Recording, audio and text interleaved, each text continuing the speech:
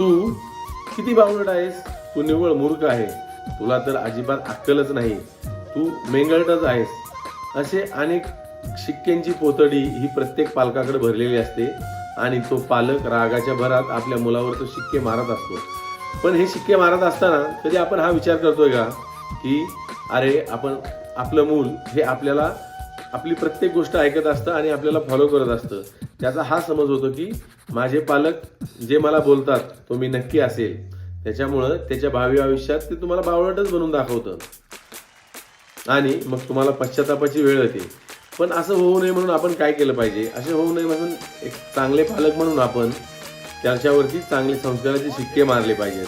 त्याला असं बोललं पाहिजे, अरे तू अभ्यास किती छान करतोस, तुला आजी येणार असल्यावर किती आनंद होतो, तू आमच्याशी किती छान राहतोस.